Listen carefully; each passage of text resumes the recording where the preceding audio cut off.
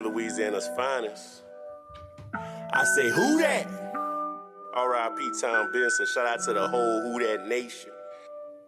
Now who that? That fever, that flavor, that funk. I say who that? That fever, that flavor, that funk. Oh, who that? That fever, that flavor, that funk. I say who that? That fever, that flavor, that funk. You got that fever? Yeah, yeah, that fever for the flavor. Got that flavor? Yeah, yeah, that flavor for the funk. You got that fever? Thanks, talk to Yeah, listeners. yeah, that fever What's for the up? flavor. Got that We are flavor? back Yeah, yeah, for that another week flavor for the of funk. Saints Got Talk. that fever, my As people. always, See, we I'm your not host, equal, my people. Kevin I'm like Washington. that dog Saint And as underneath the always, steeple, my people. I'm here with Got my Drew guy, Brees, he the Nick feature. Underhill, And our defense, the man, sequel, the D-line, brain and behind linebackers, man, they NewOrleans.Football. coming to reach 'em. Here to They keep getting everybody them calm. believers, 'cause we Here to keep everybody overachievers. happy. DBC 50, Here to 50 turn that balls, and temperature we down call in the them room. keepers. Y'all come Time to by put a like little this water on the beat, fire. to a teacher.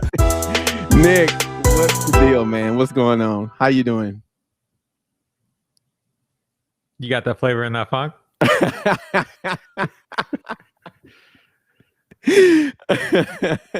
Hey, man, the temperature is up. The block is hot. You got to stay inside right now. Got to. I ain't left my house, and I ain't even in New Orleans. Hey, man, listen, the ops is everywhere, bro. Oh, man. Thank you guys for joining the live stream. Thank you guys for listening on the pod. Thank you guys for giving us reviews on iTunes. We appreciate all that. Thank you guys for supporting NewOrleans.Football. Thank you guys who listened to the members only pod.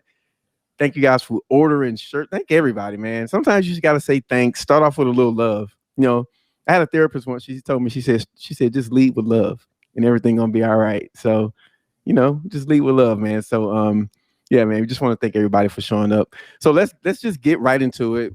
You guys know why we're here. You guys not here for my love. You guys are here for some draft talk. And that's what we're going to do. That's how we're going to do it. We're going to bring it. And hopefully you guys enjoy it. And hopefully you guys take some from this, because there's a lot of takes out there about the draft. And, you know, we have ours, and we're going to let you guys have it here. So let's just... Before we do that, just sign up for the site. We got premium podcasts on there. Yes. All kinds of draft breakdowns. So sign up for the site, show some love. The more you guys do, the more we'll do. You know, we're going to kind of have these conversations as if like people are signed up and listening to the premium podcast, and you know what happens there goes there. We aren't going to repeat ourselves too much. So yeah, just make sure you're signed up and get that stuff. You know, as news happens, we're going to react to it live. We're going to have premium podcasts after the game. So just get on the site, sign up, and yep, more of us. Yeah, the members only. We think you like it, so just sign up and get more. That's real. Yeah, the subscribers to NewOrleans.Football. If you're a subscriber, you already have access, right? So you don't need to do anything extra other than put that pod into your feed. If you don't know how to do that, you can DM me. I can show you how to do it, or you can look on the site. There's an article on the site that explains how to do it. If you can scroll and look for, I think it's the pod from the first or second draft pod has a link in there. But we'll put something there where you can guys can always get to it. So it'll be there at all times. But yeah, you don't have to do anything extra. The premium pods are fun. Like Nick said, post game stuff, which we're bringing that back, and you know, just kind of be able to talk a little bit more to the stuff Nick has in his articles too. So yeah, thank you guys for the support, man. Again, you guys can't do it without you. You know, that's why I live with the love. So. All right, let's get away from the love. It's enough love going around here. Let's get into some football. So Nick, the Saints had a draft this weekend, right? They made some picks. They picked some guys, some defensive ends, some cornerbacks. They picked the linebacker. You know, we'll talk about these guys. They picked an offensive tackle. They picked the quarterback. I think he's a quarterback. And they picked some more guys, but what did you think? Like, what was their draft philosophy going into the weekend, right? When you take a step back and, you know, we know who they pick, we know who the players are, but like, you know, the Saints, you know, sometimes they move up, sometimes they move down, sometimes they have a lot of picks, sometimes they don't. Like, in your opinion, what was the philosophy for this particular draft? And do you think it played out like they wanted it to play out? I'm going to hit you with a theory that I just thought of today as I was kind of thinking about the players they drafted. And, you know, I'm going through and watching all these guys. And the one thing that stands out to me about everybody that they picked is that they seem like extremely hardworking players, every single one of them. And, you know, it's almost a cliche to talk about a player's motor, but there's guys that have good motor and there's guys that don't. And the guys that have them kind of stand out. And I think one of the things that this year that makes that important is with the limited offseason program. Mm-hmm. You know, the OTAs probably aren't going to, well, they already opted out of those. Some guys might still show up, but, large and wide, they've opted out of them. The NFLPAs tell them rookies not to come to these rookie camps, which, man, I feel like that's a bad idea. That's for a horrible guys. idea, man. These guys, they need that more than they think they do. In my opinion, who am I, right? But yeah, go ahead. So you're going to lose a lot of this on-field work. And, I think that these players aren't different from all of us. Like, there's people in their jobs, they can work from home. They can kind of be outside of the structure of the office and thrive and just be self-starters and be very disciplined and do all their stuff. Yeah. And then there's people who aren't, and they need to be in the office and they need to have that pressure and they need the structure to get the best out of them. I think the guys that, if you watch a guy and they're kind of like a nonstop motor guy, I kind of have to believe that they're a nonstop motor guy in all aspects of life. Okay. And they're going to do what they got to do to get ready. This is just me. I don't know if this was an actual philosophy, but I think it benefits them that they got these guys with this kind of character. But the overall draft philosophy, I think, they kind of went in, they wanted to do what we all wanted them to do and get the cornerback. They didn't get them. And I really think that they just did the best player available thing kind of throughout it, at their positions of need. There was, you look at the draft, and I kind of feel like the first 3 rounds are inverse from how I would want it. Like I would want the cornerback, the linebacker, then the pass rusher. It didn't quite work out in that order. But, I kind of feel like they did BPA position in need, and that's just kind of how it worked out. They got forced into being disciplined, which isn't a horrible thing, going into next year. And now, they're projecting them to get a 4th round comp pick, 6th round comp pick. So it's going to be, and the 3rd for fun, though, too. Right? Yeah. So multiple picks in the 3rd, the 4th, 1 in the 6th. They got it back because they lost the one. So, their draft philosophy ended up being measured, responsible, healthy players. And it wasn't maybe the way they tried to make it go, but it's the way it worked out. And, we'll see. We'll see how it works. Yeah. Like, so when you look at the positions they drafted, right, they, you said they went best player available strategy, but, they also, the first 3 picks 2 of the first 3 picks were in areas where, you could make a strong case. We've been making a strong case for months that those are probably the top 2 need positions on the team, right? So, like, and I think the 3rd one's in there too. I think, I think it was a top 4 need on the team. You could maybe go DT before DM, but the positional value of D end is higher than DT. So I feel like they hit all 3. It's just in reverse order. I was the one guy that kind of was like, I don't think wide receivers are top 3 need. So for my list of 3, they hit the 3. I thought wide receiver was probably 4 or 5 on my list of positions that they needed to address. But yeah, I mean, you can argue about the players, of the draft value, all that, but the positions, I think they hit the positions that they needed to hit, just in the wrong order. Yeah. I'm looking at chat. Hey, Matt, I do have a jacket. My wife just she got Nick. His wife lets him turn the air conditioner on. My wife doesn't, so Nick gets to walk. Nick gets to wear a jacket during the pod. And I keep it in the 60s over here, man. Right, my house is 74. It's you see that little glisten? My head ain't bald. That's just beads. All right, but yeah, and so, but I think maybe, and I think and tell me if you think if I'm off base here, but I think I think part of it is kind of how they built their draft board too, right? I mean, they did draft guys in positions where they had a need there. Like you said, I don't know if I'd have put wide receiver over defensive end. I think they're like 3A and 3B, if there's a such thing. But though, I think you make a good point. So, like, do you think they build their draft board with respect to like, hey, these are going to be the best players available, but here are some positions where we want to kind of marry BPA with need a little bit, right? So how do you think they like played the BPA / need when they were building their draft board? Because I think it was a little bit of both, right? Just from looking outside in. Well, I mean, they build it with 2 axes, and then they kind of like meet at a point like where they're drafting. So they have a board built by players as they're graded, and then they kind of have an axis of BP or good, just go positional need. I know you saw that's kind of how they do it. So yeah, I mean that's how it always is every year. There's a little bit of an axis there, as we mentioned on the premium podcast. All things look like a lot of people were mad about the first round pick. all evidence suggests that they had this guy graded higher than all the other cornerbacks after the top two. Yeah. And they didn't go and be aggressive. You know, they're a team that goes and gets their players. They don't wait for anything. And if they have to have a guy, they have to get him. And look, if Greg Newsome was the guy after Caleb Farley went, you're making that move. You ain't sitting there. Right. And you know, I texted you. I was like, hey, like the Browns are going to take him. Like they could justify taking a cornerback. He's not going to make it. And he didn't make, like, the whole world could see that the Browns were going to. They had a reason to out of it. I was like, yo, they got Greedy and Denzel Ward, and I didn't do that good on that conversation. Yeah, Thanks for not mentioning that, though. Yeah, I mean, there was a path where they didn't take him, but there's definitely a justification for taking him. And it was just like, well, if he's one of the best players left, and there's a team that kind of has a cornerback need, like, you got to get ahead of him. And they didn't get him. But like, there's no evidence that they tried to make that move. And everything that, you know, man, I think here makes me think that they got the player they wanted instead of the cornerbacks. And again, people can disagree with that, but that's what their scouting told them. And, you know, just, it is what it is. I like a lot of things about him. You know, the value, I don't know, like, we'll find out. That's one of those things that gets determined in time. Either somebody's right or somebody's wrong. I heard from a team, I wrote this on the website. I'm not trying to give too much away, but I think it's important to the context of the conversation. You know, I heard from a team in the 30s, day 2 in the 30s, like, they were thinking about taking him. So like, all this stuff about, like, they could have traded back and got him, maybe, but maybe not. And here's the other thing about trading back. Yeah. You look at, like, the end of the first round, like, there's a run on defensive ends. There's not a quarterback. There's not a cornerback. Right. Who's trading up and for what?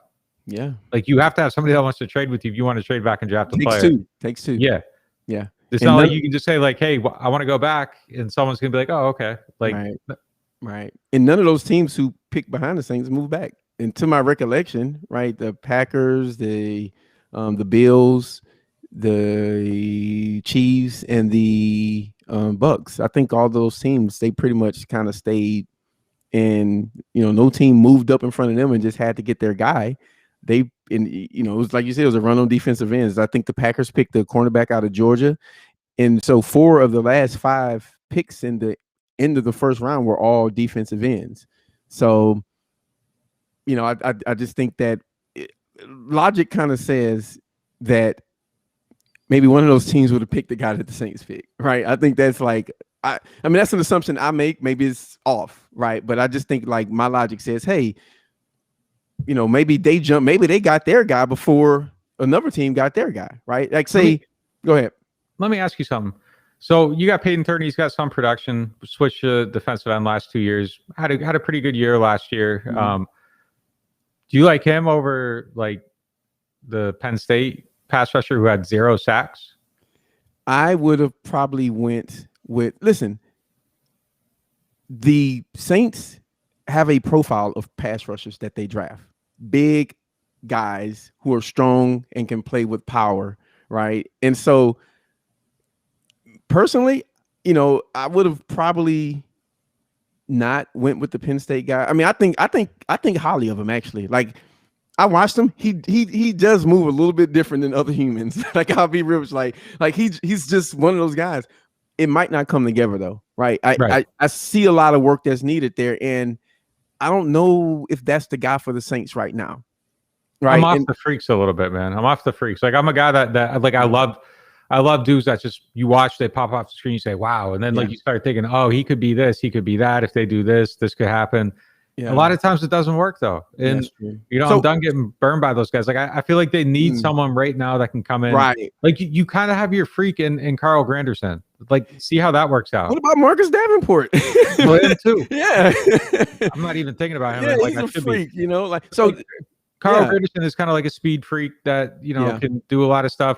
Davenport's kind of a freak. This dude's like, you know, he's a little safer. He's a little bit safer. He looks like Davenport. He's built like Davenport. I don't think he plays like Davenport, though, necessarily. Like, there's an element in his game that's more refined already. You know, there's just things that he does that I think are going to be a little bit different. And I think there's a comparison to be made there, but I think it stops at a certain, stylistically in the physical makeup. Yeah, I wouldn't draft, like, if I wouldn't say, oh, they drafted Davenport 2.0, right? I don't think that's how I would that's not how I would describe that draft pick. But I do think that there are some similarities in the player, but you can make the case that there's some similarities with Cam Jordan and Davenport, right? Yeah. Not exactly, but there are similarities. They're big guys. They play with power. Bendy, they're not bendy, flexy. They're not twitched up athletes, right? And so I think they have their and so if I was to ask you, if I was to say, Nick, right, like describe the Saints prototypical pass rusher, right? If someone just asks you, hey man, I'm trying to project the defensive end to the Saints, and I want to know what type of guys do they like to draft. Like, how would you describe that player? It's 6'3", 260. Guy. Yeah. And like I think they like the athletes, but the one, like, the athletes, I say, like, the big Beasleys in the world. Yeah. I think they like them, but those aren't the guys they draft early or at all. Junior Gillette, Granderson, like these aren't guys that were highly drafted. Trey Hendrickson he was kind of not. He was not twitchy though, really. Yeah. It took Davis Tall one year in the 5th round. He was kind of like in that profile. But those aren't the guys that they take in the first round of the draft. The guys they take in the first round are the big, powerful guys that can bend a little bit. Like it's not like these guys can't bend at all, but actually, Peyton Turner is a little bit bendier than I thought when I watched him. Very much more so than Davenport, right? Like it surprised me. I will not get on here and like bash Davenport. I think there's enough of that, right? And I think there's a valid reason to bash him. But what I'm saying is like, and like we just said, like they have some similarities, they have some differences. Like I think he's a guy who, even though they are different maybe in size, I think he's a more flexible, bendy, Gumby like athlete than Davenport, just from off what I've seen on film from him. Yeah, I'd agree with that completely. Yeah. So I'm with you. I would say that they like big pass rushers, guys who could play with power. You have to be able to play through contact. You have to have a motor, and you got to be able to use your hands. I think that's what they see, right? They don't. You got the profile of the DeMarcus Ware, the Dwight Freeney, the Von Millers, and then you got like the Calais Campbell, Cam Jordan, bigger guys. And I think they just prefer the bigger pass rush. And DA mentioned it, right? He said, like, we like guys that can play with power.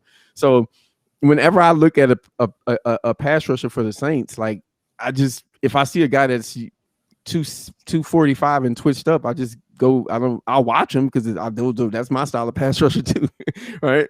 And the thing is, like, I think when people watch these guys and they do their draft rankings, and we all fall victim to it. Like those are the guys that you look at and you're like, oh yeah, they stand out. First round talent. Yeah, they stand out. Like a powerful guy.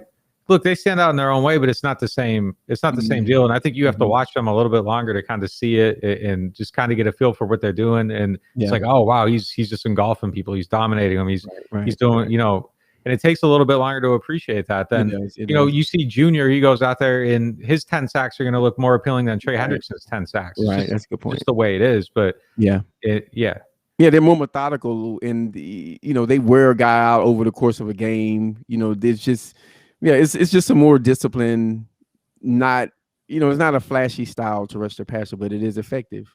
And to close this, like when you get those guys who are both, they typically go top 10. The Myles Garrett's, like you don't have to choose with Myles Garrett. He's both. Chase Young was both, right? So if you want both of that, then win 4 games and you can get that guy. Otherwise, if you're competitive, that's going to be the type of rushers, you're probably going to have to choose between the two. So, in this draft, like if you had to pick, right? If I say, who's your favorite pick out of all of the guys that they drafted, like, it's just like a little personal question. This one is fun. Like who's your favorite pick when you went back and watched them? And not at the time, at the time I didn't even know that they were I didn't even know the corner, to be honest with you, for the most part.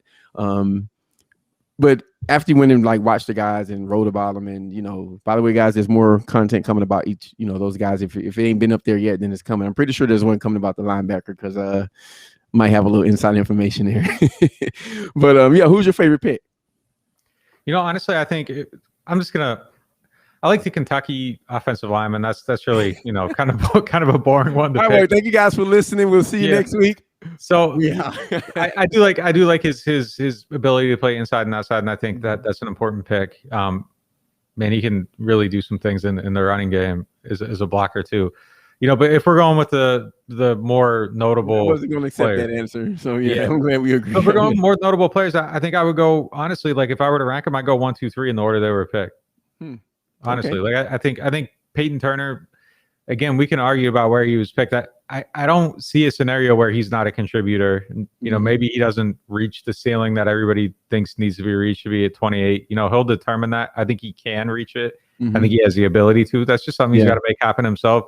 Yeah. I don't think Pete Werner's like going to get anybody super excited, but I think he's an extremely solid football player. He's just not going to make mistakes. Like he's going to do his job. I think there's, some things that he has to prove athletically with his ability to process the field. I think he needs to marry some of those things to make sure that the things he was able to do at Ohio State translate to the NFL. I got a story on that coming tomorrow. And, I think Adebo, if he puts it together, he can be really good. If he doesn't, there's some holes that exist within his game. Yeah, absolutely. I think he's if you were taking a 3rd round cornerback, I think his ceiling is really good for a 3rd round cornerback, probably more than I would have expected. For a player picked in that range. I've heard people say if he played, he could have been a 1st round pick. I don't know if I see that. I don't agree. I think if he had played, like he might have been, 50 to 60 instead of, where did he go? 78, 76 or 78. Yeah.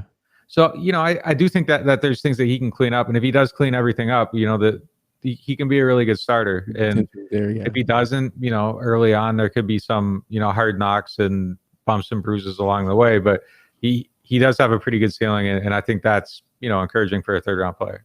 Yeah. And let me just clarify, because if he played another year based on his current tape, I don't think he would have been a 1st round pick. But I think there is a scenario where, with his talent, he upped his play enough to where he did become a 1st round pick, right? Like he has tools and traits that could make him a 1st round corner, but it just depends on if that manifested itself with another year of football. And I think the Saints are banking on that, right? I think when you look at, and just, be honest with the corner, it took me, it took me a little bit to like him. When I first started watching him, I was like, oh man, it's some things, the double moves, obviously, and not to get too much into him, but in some of the grabsy stuff late. But then as I watched him more and more, I was like, okay, I think I can. He kind of grew on me a little bit, like we were talking about with power pass rushers. So see, I think the order in which you watch his games might, because it took me a while to find reasons to be like, ooh. So like the first couple games I watched were like really good, and then I ran into the UCF game, and it's just like, and there were a couple other things along the way, and you kind of start to see it a little bit, and but there's some, his highs are really high, and but the lows are just like, ooh, like you got to figure that out. I will say the one thing on one of the double moves, he got beat by it twice in the UCF game, and he had a pick on it against Arizona. So I don't know if it was like, I'm about to get this. So I don't know if it's a huge red flag, but he did, it worked for him in one game. So we'll see. But I do think that maybe some like really fast guys could possibly, like, he's just got to figure out how to get around, quick, get that stop and go to work a little bit better for him. I don't know if you can. So that's kind of my big thing with him. But we'll find out. And I think all these guys, under the right scenario, they can be good players. I don't know if there's any of them that if someone was like, hey, like, I'm not sure I'd, get. I'm not going to come out in public. Yeah, I'm not going to come out in public and like have a public argument with somebody. Behind the scenes, me and Kevin will argue about some of these guys. Like I'm not coming out. Like I'm not passionate about any of them to like come out and have like a hardcore argument. Like, because I don't know. I don't know on any. Like I could see it going both ways on a lot of guys. We'll find out. My take on the whole draft class. We'll find out. I wish we could like just post our text messages thread like today to like just to like the NewOrleans.Football subscribers. It'd be so funny. Well, I'll just say that, like, I do think some of the Pete Werner takes are a little like way too hot. Yeah, I think it's a little way. It's not even a little. I think some of them are way too hot. You're at war with the. Yeah, like you can. I just. They're just way too high. They're just way too high. I get it. Okay. Yeah. So who was your least favorite pick? My least favorite pick is probably the guy that is also my favorite pick because I wanted them to draft a cornerback in the first round, and I wanted to come in here today and talk about how that problem's solved and they can still be a 10, 11, 12, 13 win team because the defense is strong. Look, the back end on that, it isn't just the hole on cornerback. I think the hole at cornerback, if it isn't solved, you don't want Jameis Winston playing quarterback feeling like he needs to score 30 points every game. Like, I think if Jameis feels like he needs to score 30 points every game, that's how you start getting those mistakes and those interceptions. And if they aren't defending well, I don't like it. So, I think that was, and look, they tried to get into the top 10. I'm glad they didn't. Let's get into that. You know what? I'm glad you brought that up. So let's get into that. What do you say to someone who says Saints messed up because they didn't get a cornerback in the first round? Like what's your how do you respond to that as someone who talks about the team objectively, right? And I think there's an objective argument to be made about the fact that they didn't draft the cornerback in the first round. But like, what's your take on that? So, you try to move up, and if you can't move up and the price gets too high, I think at some point you got to cut it off. Like, if you're willing to go 2 first to go up and get them, sure. I think that's a fair price. If J.C. Horn is the answer for your defense, if Surtain is the answer for your defense, that's a fair price. It's a heavy price, but it's a fair price. If it's 3 first, no, that's like for a cornerback, that's outrageous. You can't give up quarterback compensation for a cornerback. Right. There's like an argument. Yeah, they should have taken a cornerback at all costs. They should have moved up for Newsome, whatever. I disagree with that though, because if he isn't the guy that's the answer, moving up for him, and you don't think he's the answer, then he's really not the answer. You got the same problem you had before. Yeah. if you think he's, only slightly better than Patrick Robinson or whatever, like, that's not worth it. Like, you have to think he's significantly better to make that move. Otherwise, you just roll with the guys you got and get somebody else that can, maybe help your cornerbacks cover for a little less time. So I hate that they didn't get the cornerback, but I think forcing a pick or overpaying is big of a mistake, if not a bigger mistake than, taking the wrong guy. So yeah, you just kind of, your hand gets forced sometimes, and it sucks. People want, a different answer, but if Newsome isn't your guy, or if you're scared of Caleb Farley, and Peyton said they didn't draft injured players, like they made sure everybody had clean medical history because the information this year was just a little bit, incomplete. So Farley might not have been the guy if he was even on board then. I feel like he probably wasn't. Because he said after the draft, like he's like, this is what we like about the draft. Very first thing, everybody has a clean injury history. Oh, okay. Like, so yeah. So I got to think that they probably weren't even. I think they probably liked the player like everybody else, but the injury situation, given this year, the fact that you can't do your own medical checks and all that, I think sometimes you just got to play it safe, and this was one of those years. Yeah. No, I think that's a fair take. I mean, I admire what you say. It's just like they tried to get their guy. Like, they tried. So it's like, if you want to make that trade up, there has to be a team. There are 2 things that has to happen. 1, you have to be comfortable with the compensation that you're giving up. And 2, there has to be a team that's willing to do the trade with you. In this scenario, like, those things didn't match. So the trade didn't happen. Right. So I think the worst thing that you could do is just, like you said, pick a guy just for the sake of saying you got a cornerback, right? I think that's that's kind of hustling backwards. Like I said, you're going to have the same problem that you have currently, right? If you don't have faith in the guy, and maybe he turns out, maybe you don't, but your scouts, they work, right? And so they pick guys who they have high grades on, and you want to draft guys who you have that confidence in. And I think the other side to it is, you miss out on a good player. My draft philosophy is just like totally different. I believe if get to the draft and just get good players. I don't care about the position. If they had drafted Najee Harris, I'm not saying I'm a Najee Harris guy. Let's use a different guy, like maybe a better position. Like, say they drafted a wide receiver, and Kadarius Toney was there, and everybody wanted a cornerback. Right. If Russo was there and Toney was there, if I have Toney as a better player, I say draft him, even if I don't care about the need. Right. If they're close, then obviously, yeah, go with the need. But like, just fill your teams with fill your team with good players. And I think the rest can work itself out. You got free agency, you got other ways to acquire talent. I just think it's super important to like hit on draft picks. So If they had drafted Kadarius Toney, like people would have been much happier with the whole thing. Yeah. Oh yeah. People just want a skill position player, man. Like you give them one of them, you can do whatever you want, and nobody cares. But they just want like someone like fun to talk. Or if it's a pass rusher, he needs to be that bendy guy. That's all they want. Like, and Kadarius Toney could go on and be a bust, but like they would have been happy at draft night. Well, like, Kawan Baker saved the draft, didn't he? Yeah. Right?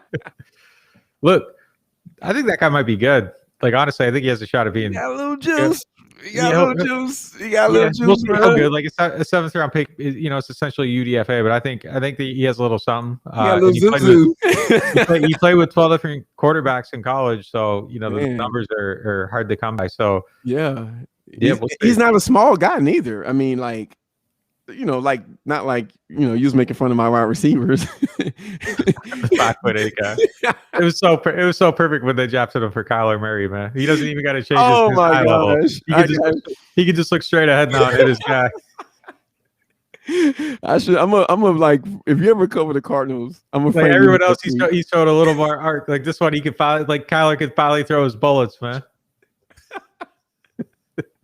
You're like, they're gonna be best friends. Like, they're gonna be like walking together. You, Kyler, and the Purdue wide receiver can all wear the same size shirt. Oh, see, why we got to bring me in there, bro? Let's move on to the next topic. That's funny, man. Now, I'll say real quickly, if I had to choose like my favorite draft pick, I would probably say, because I'll be honest, I didn't watch Turner before the Saints drafted him. My bad, everybody. But after I watched him, I was like, I like him. I like him as a player. Let's forget about all the other stuff, right? I don't ever have a problem with them taking pass rushers in the first round. My favorite thing to watch is pass rush. I just believe in it, right or wrong, whatever. So I think I would probably say he was my favorite pick just because, when I watched him, I didn't really know what to expect. I was like, this is who they drafted. So let me just be objective about it. If he sucks, or if I think he sucks, then I'll just not be a fan of the draft pick. But when I watched him, I thought that he showed a lot in what they wanted in defensive linemen, and he fit what they did as a team and as a scheme, schematically.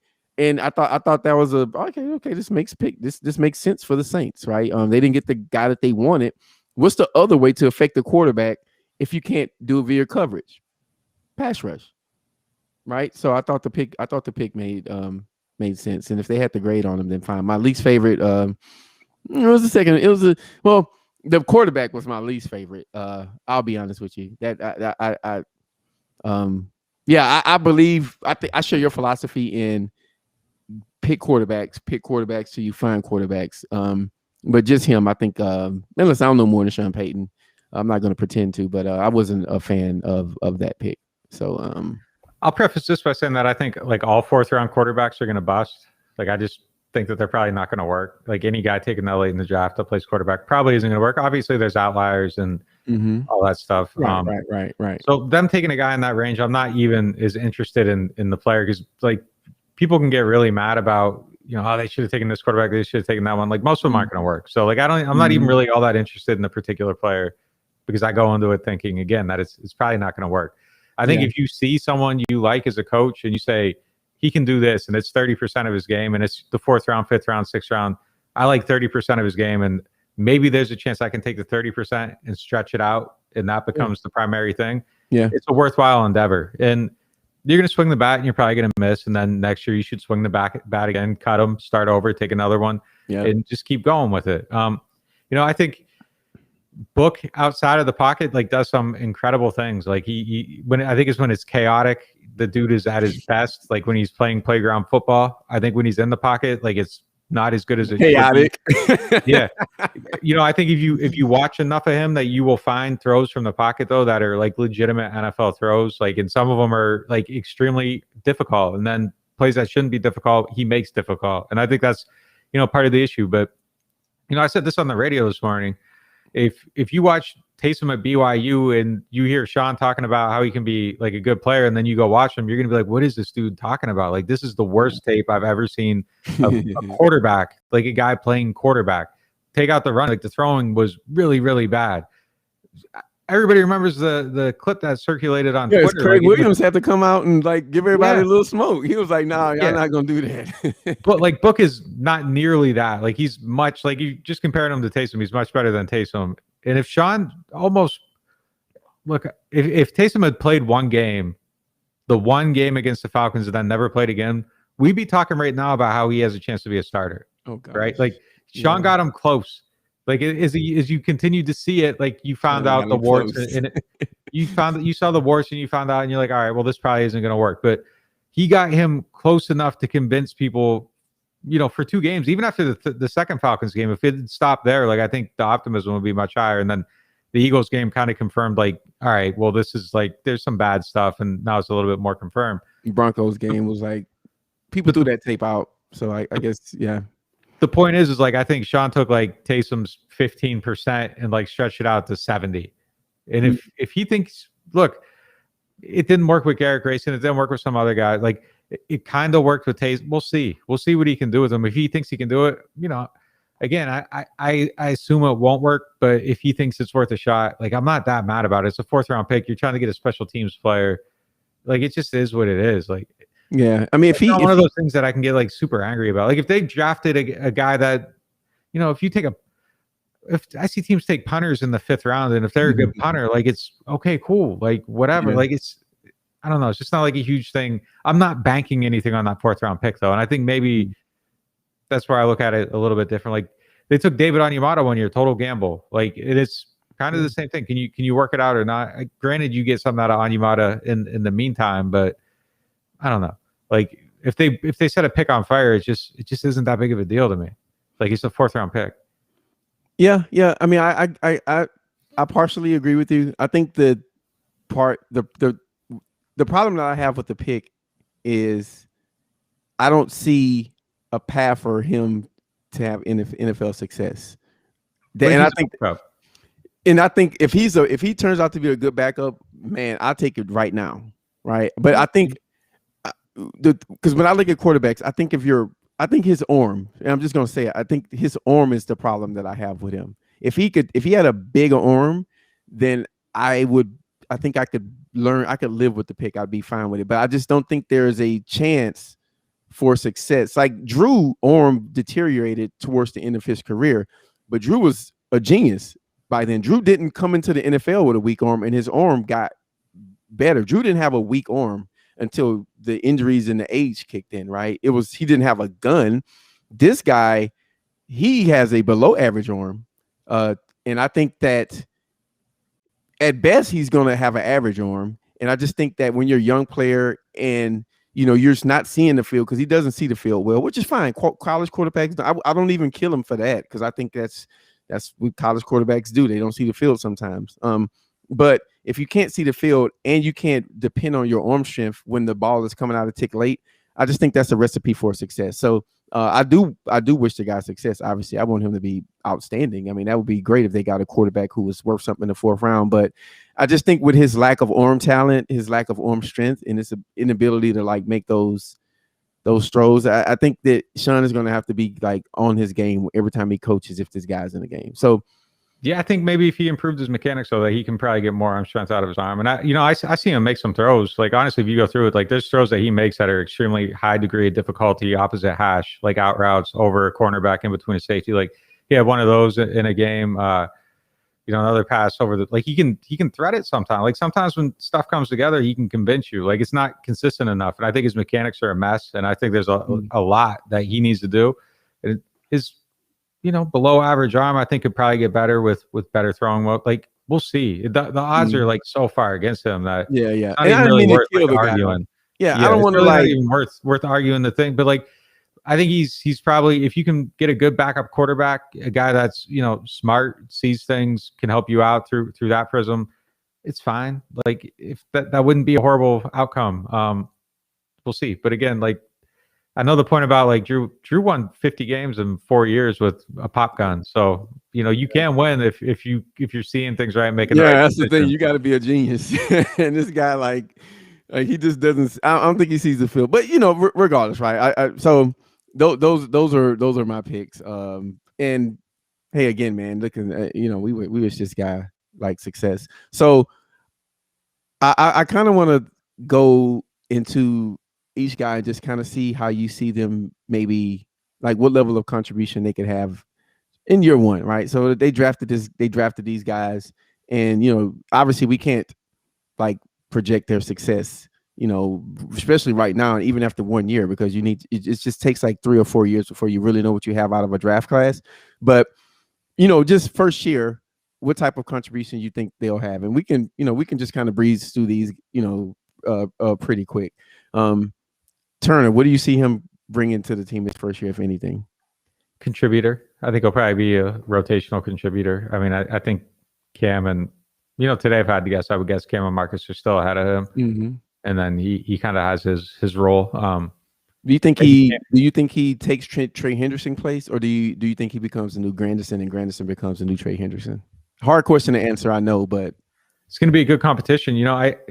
The thing too is like Hendrickson played in a lot of pass rushing situations, wasn't a lot of run defense. So I mean, it's really up in the air there. It just kind of depends on what they want. I would say that he probably takes, perfect world, would take Hendrickson's spot, and then Granderson's still like in an even more hyper specialized role where it's just you can hit that speed rush and just really not have to worry about the run at all. So yeah, I would guess him ahead of Granderson, but we'll see. Never know, man. All right. Pete Werner, what do you think he contributes his first year? I think he'll be the starter, weak side linebacker. Okay. Oh, you think he'll be the weak instead of the Mike, for instance? Yeah, I don't think he has the lateral quickness to play Mike and have that. Like, I think you got to have that like real sideline to sideline. I don't think he has that. I think he's probably a better Will than he is a Mike. Yeah. Yep. Okay. All right. Third round pick, Paulson Adebo. As it stands now, I think he's competing for starter snaps. I think it would be better off if they had just a safety net, have a vet in there that can do it. And if he knocks the vet off, so be it. That'd be great. Yeah, it'd be great, right? Yeah, that'd be amazing. Please. It's not a knock on him. I think that cornerback is a tough position to transition to in the NFL. Yeah. Marshawn Lattimore's are like, that's the rare, right? Yeah. That's the none. Yeah, and he's a third round pick with some inconsistencies on his college tape. Didn't play last year. I would just feel better about the team if they had a safety valve. But look, even the safety valve they're bringing in might not even be a safety valve, because it's going to be a guy with something wrong with them. Because if you're available at this point, like there's something that you got to prove. So it's kind of a possibly uncomfortable situation. Yeah, Casey Hayward just signed today, so I think you're down to Richard Sherman or bust. Almost feels like. So I think you could get by with P-Rob though, honestly. Like, but it's just I don't think you're getting 17 games out of him. The way P-Rob played last year in kind of spot duty, like I think you could be okay. Yeah. I think a lot of that resides on like is Lattimore available? Is Lattimore playing like Lattimore? High end every single week. Yeah, I'm not going to get into this conversation, but I mean that's one of the things about really good freaky players too. Like if that doesn't show up every week, makes it harder. A solid guy that shows up every week sometimes. Yeah, no, that's true. That's true. Because it's like accentuated right now. You got him not playing his game, and now you got the other guy who's not capable. And you hope that first round pick is really rushing a passer because, the quarterback has to be affected one way or another. Just to backtrack to the second round pick, what do you think that says about Zach Bond, the fact that they drafted him in the third last year? Ooh, they would have potentially taken him in the first round. And then the next round, they spent a high pick on another linebacker. Like, do you think that's an indictment on Bond? Or you think they just saw a good player and they went and got him and they'll let it play itself out? It doesn't look good. I mean, they might have some grand plan. There might be something that we aren't seeing. They bringing back 3 linebackers. There might be something we aren't seeing. There might be a succession plan for him to play Mike, because they said long term, that's how they see him, as a Mike. And Werner, Sean says straight up, they see him as a Will. So maybe there's like a long term succession plan for DeMario Davis. I don't know, man. But like the way it looks right now, it looks weird. It's a weird pick to make, to take a linebacker to kind of replace your linebacker, because they don't play 3 linebacker really at all. So I mean, it was like double digit 3 linebacker snaps last year, I think. I mean, it's wow, Yeah, it's Yeah, like it was like really that 89 low. or something. Yeah, that's good. Yeah. Yeah. It's a Man, super low number. It's just yeah. it's weird. It's a weird pick. I don't know. Yeah. It looks bad. It looks like Yeah. the guy got replaced after a year. Again, the optics might not be what it is. There might be something else. You know, I asked Sean about it. Hey, what's the vision for him? And he's like, yeah, absolutely linebacker. And he kind of, I don't know, seemed annoyed that I even asked him the question. But like, that's a good question, though, son. Like, yeah, what if it isn't? What if it isn't? It's a good question, man. Don't kill my guy. But like, if I went to camp and I saw a bomb rushing the passer, I wouldn't be surprised. Like, that would make more sense to me right now. But it doesn't seem like that's, at least that's what they're saying. You never know, but. And the bad part about it is like they just drafted a pass rusher. So the thing that he was good at before, they got somebody else that's new and probably better at it. I'm over these. Like, I don't like these like position switching things. I just don't. It just doesn't. I don't get it. Like, this guy, I've been rushing the passer for 4 years in college, and you get him, and you want to make him a linebacker, and it's like, I don't know, man. It just seems like it fails more time than it succeeds. But that's neither here nor there. Fourth round pick Ian Book, quarterback for Notre Dame. What contribution does he make this year? None. If he's even on the team? None. Okay, he'll be on the team. No, I just threw that in there, miss. I just want to troll you a little bit, man. I said none though. I mean, come on. Like, he's not even like running the scout team or nothing. He's probably practice squad or something. I guess Trevor Simeon's on the team, so I don't know. Like, it'd be possible though. Like, if Jameis is started, Jameis gets hurt, like Book could go in and run the fourth quarter until the next week, and then Taysom comes off special teams and all that, and he's the quarterback. I mean, possibly, but Simeon might be ahead of him even. I go with Simeon. Yeah. So I don't know. We got to see him on the team. The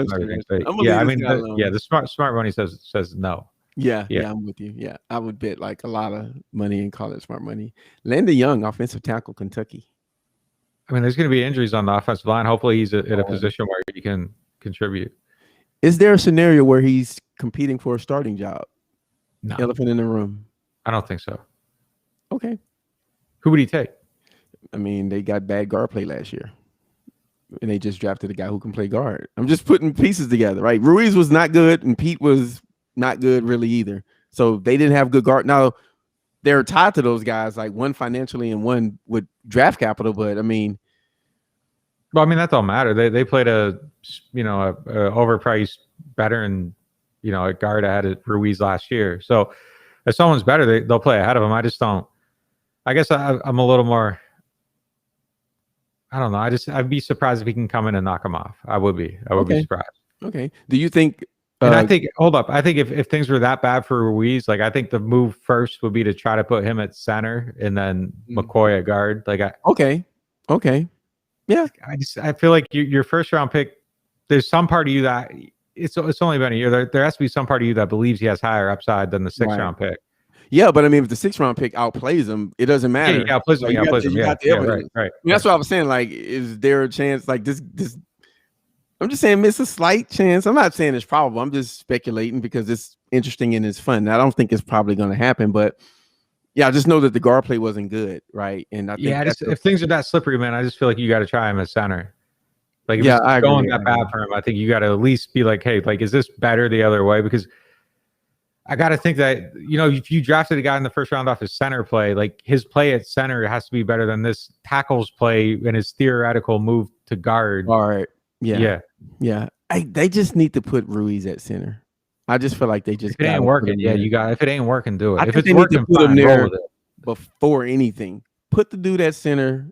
Let him play where he's comfortable. McCoy's good enough to, I think McCoy is just so good that he's going to be good wherever you put him in the interior O-line. I think he's any center right side. I think McCoy can do it. You hope, man. I got more faith as some of these offensive linemen are weird though, and like they can't make transitions. And McCoy did some of it last year, and I thought it looked okay in camp. There's only so much you can evaluate because there's no real pass rush happening. But like some of these guys are weird, man. Like some of them can make moves, some of them can't. Pete couldn't play on the other side of the line. Right. Like it's just weird. That was really weird. Yeah, it was so. But I don't think he's like Duke Manyweather talks about it all the time. Like some guys just can't switch that in their head, and it's just going from it's just to us it's like this. To other people, it feels like going right-handed to left-handed, and But man, I tried to throw something with my left hand right now, I would embarrass myself. Like I couldn't even get my hand through the motion. Like it's hard. It can be hard to do things like opposite from how you've done it your whole life. I feel you. I'm gonna record the next pod with my mic on, with my mic coming from this way, and we'll see. Yo, I can't even talk on the phone out of my left ear. Like it's just really? So like. Yeah, because I couldn't. Yeah, that's a good point. Like even if I'm holding it, I'm like, yeah, that's a good. I think I could though. I don't know. We'll see. We'll see. Yeah. I think that because wasn't the plan originally to play Ruiz at guard and McCoy at center, but then it switched. The opposite. The plan was initially to have Ruiz at center and McCoy at guard. Yeah. Right. So you already was gonna try it. What's the difference between trying McCoy at guard this year versus last year? Like he's even more of a pro. I guess you just got a year invested in it now. That's if you feel like he can be close, you just roll with it. I don't know. We'll see. We're gonna see what they're gonna do. We'll see. Same 1 year later, same story. I know it's crazy. That's crazy. I just know that the guard play was horrible last year, and they got this vet. Gosh, I'm forgetting his name. They re-signed them, but and then they signed this kid, which is just not a high draft round pick. This is a 6th round pick. So I mean, he's 1 round from being Mr. Irrelevant. So it was just more about the position of guard than it was the player. So, and all right, this is the hardest take of the freaking whole podcast. Kawan Baker, what type of contribution do you think he can? What do you think he's going to contribute this year, if any?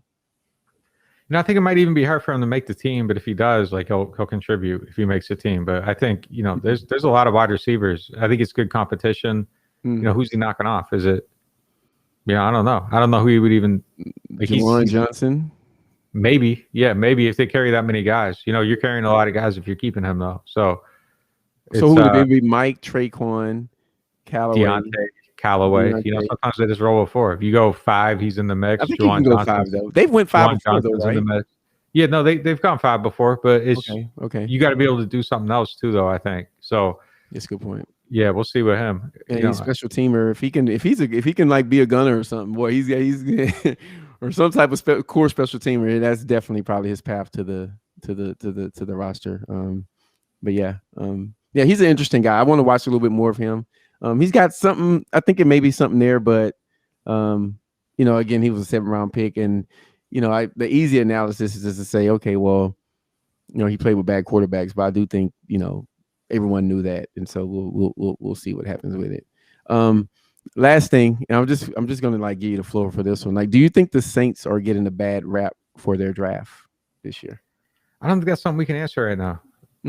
It's something that gets decided in time. Like the opinions might be right, they might be wrong. I pointed out in the thing I wrote the other day, like they got bagged on by ESPN, and look, I'm not bagging on ESPN by bringing this up. It's just the facts of the situation. That's what happened. Yeah, they got bagged on him in 2016. They said that Mike Thomas wasn't a good value with defense on the board. They got bagged on in 2017 for taking Alvin. And there's times probably when they pick guys that have gotten praise that didn't deserve to be praised. It's just one of those things you don't really know right now. Yeah, that's true. I watch these guys. I think there's something with all of them that there's a way I see like, hey, they could be good. And there's a way I see it where it's like, wow, they could be bad. And there's no one that I feel super good about right off the top. But yeah. I don't know if I feel super negative about anyone either. Like I'm really just kind of, and I hate to be in the spot because it's a really uninteresting position. It's just I'm kind of like we'll see what happens with all of them. But usually there's a Mike Thomas where I'm like, man, I love that pick. That's a great pick. McCoy, I really love that pick when they made it. Yeah, even CD Deuce, like you saw the film and you was like, man, this dude got some juice to him. Like Lattimore was easy to like. Ramczyk was easy to like. There's a lot of players over the years that they've taken that have been like really easy to like. I think with more of these guys, it's kind of like you got to watch and see, and you got to look at what they can do. And when you start looking at what they can do, you start to, okay, well, this is how it could work out for them.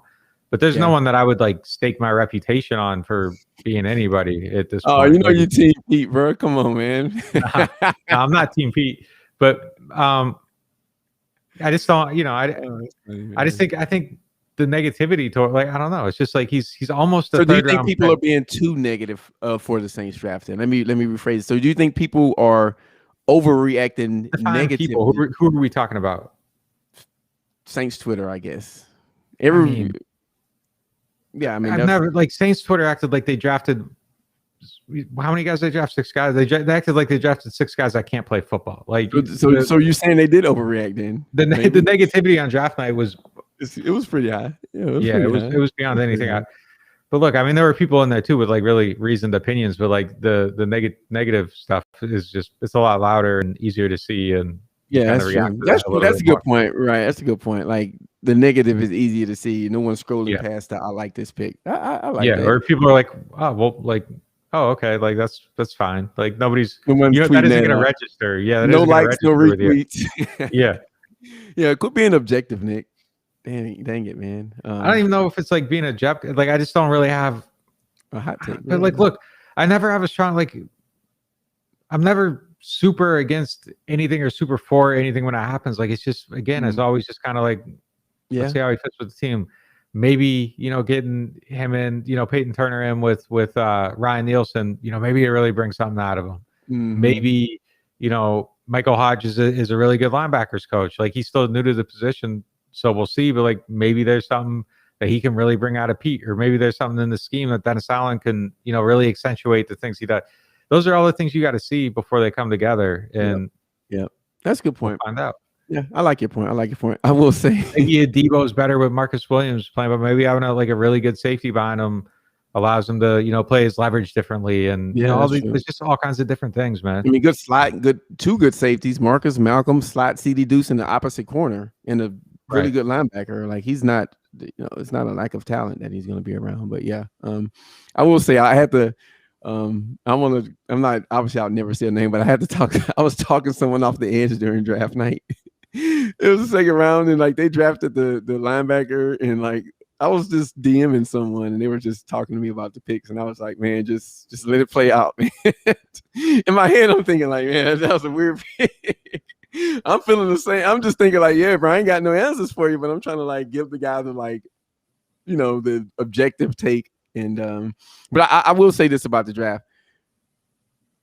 How do I say this without being without like misleading people? Like usually you have like a feeling about a draft after a draft. Like, what does that mean though?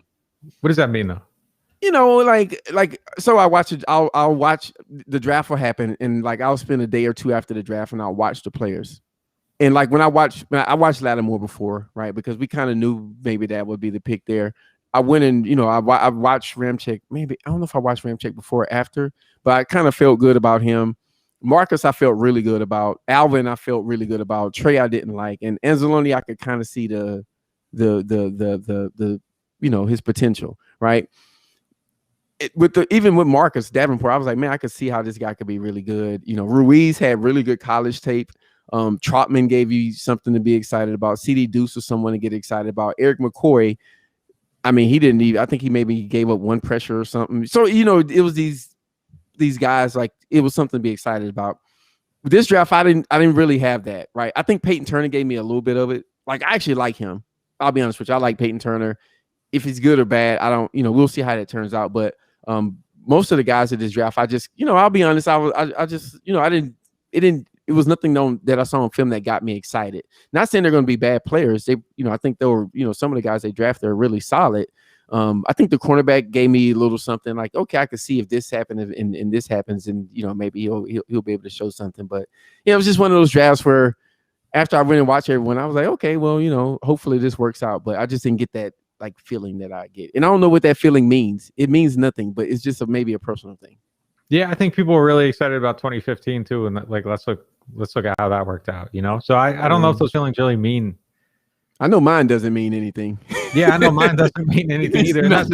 I had a couple people on me like, oh, like you should have like a stronger opinion about the draft immediately after the picks, and it's just like, I've been doing this long enough to know that like my thoughts immediately after the draft don't mean anything, and a lot of times they're wrong. Sometimes they're right. And if I really, really like a player, like sure, it's easier to be like, Michael Thomas, this makes a ton of sense, but that doesn't mean anything either. It just doesn't. But with the anything. Michael Thomas pick, I remember you specifically saying like before he got picked, like this guy, like you hit the Michael Thomas pick perfectly as anyone can hit a draft pick, right? And so every pick they've ever made, though, my coverage after the pick is like, I look at them, I see the things they can do, I see the things they can't do. I write it kind of through the tone of, here's how it could work out. Yeah, but here's the reasons that it might not. And that's just kind of what I write every time. That's just how it is. And I wait and see how it plays out. That's if fair. someone sucks, like, I'm going to say they suck. Like, but it's going to take, I'm going to give them the runway to settle into the team. I'm not arrogant enough to think that like my scouting ability is to the point where I can, tell Jeff Ireland he's a moron. Like, it's just no, like, we'll see how it works out, I'm sure. I wish you had that same humility with your rap takes, man. Well, some things are unimpeachable, but it's, I said this I'm going to repeat this. We said it on the premium podcast the other day, though, but I do think it's funny the way that we talk about the draft, because it's like, one example right off the top, like Mike Mayock, his draft rankings. Like, if you put Alex Leatherwood in his top 5, like, everyone would have put Alex Leatherwood in the top 5. And it would have been, oh, that's a good pick. Like, that's good scouting by the Arizona Cardinals. The Cardinals had taken him, and Mayock was still working at NFL Network. Mayock they stole that pick. Yeah, they stole it. Yeah. Mayock becomes a GM, and like some Dane Brugler's rankings are used to call Mayock an idiot. Or like, if Jeff Ireland quit his job and he shared his draft rankings for 2022 on ESPN, it would be gospel. Like, nobody would Jeff's listings of how he has everybody would be the right way to do things, and that's how we would talk about draft rankings and reaches and all this other stuff. But like, Jeff as a GM, is like, people don't give him that love. It's just funny that like the stuff you see in the media is used to grade these processes, and it's just like, man, like it's I think you just got to wait and see how it goes. That's it. Yeah, that's fair. No, I dig it, man. I dig it. I try not to come in too hot on draft night, because a lot of the times, like, say a 4th round, it's a very high chance that the guy they drafted in the 5th round I probably haven't watched, right? Unless you're watching like 400 or 500 prospects, and that means your name is Dane Brugler or something, right? Then it's really hard to to really get a grip on like the draft the night of the event, or even the first 3 nights, right? So I just think it's like in my best interest personally, just to like, like they drafted Peyton Turner. I was like, oh, I know who that is. Okay. I don't know how, I don't really feel any way about it. I need to look at him and see how I feel about it. Right. Pete Werner, same thing. I was like, okay, didn't watch him. Let me see how I feel about this pick. Right. And I just want to because in the moment you're like, oh, this ain't who I wanted. But what is that? That doesn't mean anything, and like, let's say you're watching 400 players and you're ranking all of them. Like, really, what's the difference between 70 and 90 or 60 and 80? You know what I mean? At a certain point, it's just kind of like, and if you're watching a guy in October or whatever, let's say they start after the season, you're watching a guy in December, and then you're watching the next guy in April, and you're kind of slotting them in. Like, the 20 spot variance, I don't really think is like after a certain point. And look, the other thing with this draft too is I think that people kind of felt like there was like a steep drop in talent after a certain point, and then it was just kind of 20 picks or so, and that's fair. Like, there's teams that aren't even like signing UDFAs because they don't feel like the UDFA class is like worthy of roster spots, and it's crazy. I don't know, it's just it's tough. Like, I think those guys that do the draft rankings, like, man, like, it's a amazing undertaking. I think that they do a really good job for what they do. I just don't think that it's it shouldn't be treated like it's the Old Testament. It's just. I'll say this about draft rankings from people that don't work in the NFL. I would probably guess that for the most part. Now, I do think, like, I'm pretty sure Dane Brugler talks to scouts. And we're just using Dane. Yeah, we're using Dane because that's the guy, and he's known. I'm pretty sure he talks to scouts. Yeah, he's full. He's one of the best too. He's at least outstanding at what he does. Him, Cosell. There's some other guys who are really good at this stuff. And if I'm pretty sure, Matt is outstanding. He's outstanding. He has a site, guys. Support people who do their own thing. We like that around here. But if I'm pretty sure Brugler talks to a scout, and if the scout hasn't seen that guy, and Brugler likes him, the scout may go watch him. Now, I'm pretty sure that's something that. But as a whole, like, draft rankings, they mean nothing. They're for the consumer. They're for non-NFL personnel. I think. Look, there's also like there's a service. There's a combine service. It's called like Combine Scouts. A lot of teams have a Combine Scout, and they kind of teams have them, and there's kind of like a centralized scouting service, and like there's a ranking of those players too. Like very early in the process, I think a lot of people that work in the media get their hands on that, and it kind of gives you a little bit of insight into how teams are thinking. But then, there's a higher scouting process above that. I think, a lot of area scouts in that, I think there's probably a lot of people getting informed opinions, kind of bouncing stuff off there. Yeah. But I think like once you get to where like the position coaches and the head coaches are involved in it, I think a lot of that stuff changes. Yeah. So yeah, like the area scouts, like they make their recommendations and all that stuff, and kind of keeps going up the ladder. And then, once it gets to Pete Carmichael and Sean Payton, how they see a quarterback might be vastly different than, they take all that stuff into account. But I think it really gets changed when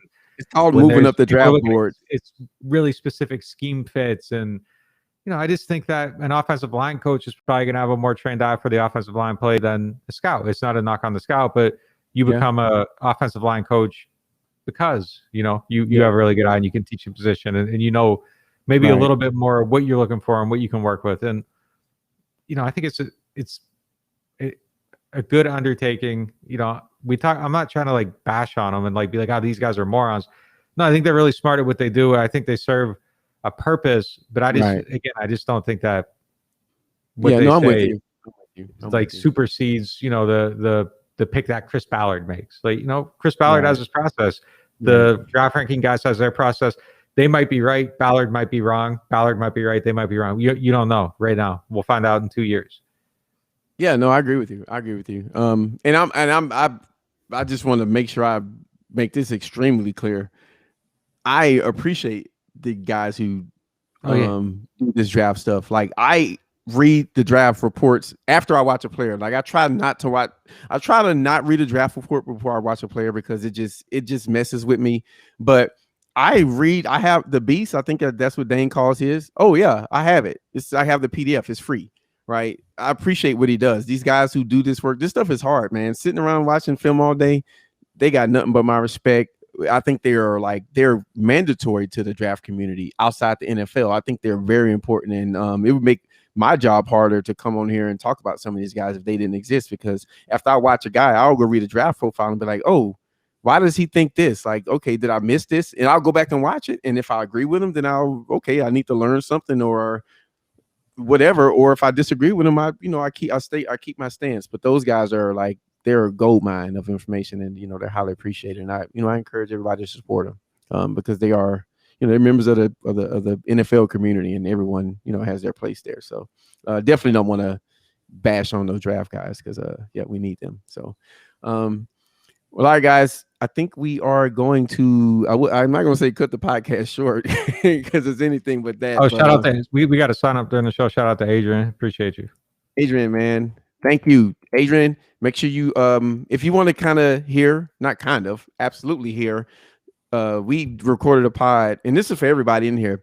If you're a member already to NewOrleans.Football, you can add the premium feed. Man, it's late. The premium feed to your podcast app, and you can listen to. We kind of speculated before the draft, which was a little fun, and then we spoke about the first round of the draft, and then the next night we spoke about the second round. So if you want to hear some instant takes on some of the players, and we actually went and watched some film on some guys. Not comprehensive as Nick wrote on his subsequent articles on his site, which some of those are still coming out. Some of those are already out there. But just go back and listen to them. Thanks for signing up. And we encourage everyone to, if you're not signed up, think about it. We're the post draft pods were fun. The post game pods are like really fun. Like those are a lot of people ask me for post game pods, and it's good that we're able to bring those. Coming this upcoming season. So, and also we're gonna have members only pods throughout this summer, right? So we'll have this pod will obviously continue because we love it, but the members only pods will we'll be able to go into some of the stuff in the articles and have a little bit of a different conversation but still quality. So make sure you guys check that out. Like I said, a lot of people have been asking for more pods and stuff like that, so we was able to bring it. So hopefully we can continue to bring you guys great content. Make sure you guys go to NewOrleans.Football /subscribe. Pick the option that works best for you. If you want a t-shirt that fits your arms really tight, we definitely have some of those. They make you look bigger than you are. So I highly encourage it. Size, it will not be tight. Good luck getting it open though. The package. Well, Nick has fixed that too. So yeah, the packaging is on point. The t-shirt size is on point. Someone said the other day it's efficient. It's efficient packaging. The t-shirt is stuffed into the envelope, but it's efficient packaging. That's a funny way to put it. There's someone being nice to you. Yeah. Yeah, so I mean the site has everything, man. T-shirts, you can give someone a sub. We got premium pods now. The articles are always going to be there. Zoom meetups for people who have a certain tier. It's just a lot, man. We have a lot going on. We wanted to bring as much content as we possibly can, and we can do that, just through you guys' support. So we want to again say thank you, and thanks for the support and keep helping us. So you guys stay safe. You guys be good, and don't get too worked up on the draft. So with that said, thank you guys for listening. We'll see you next week. We out.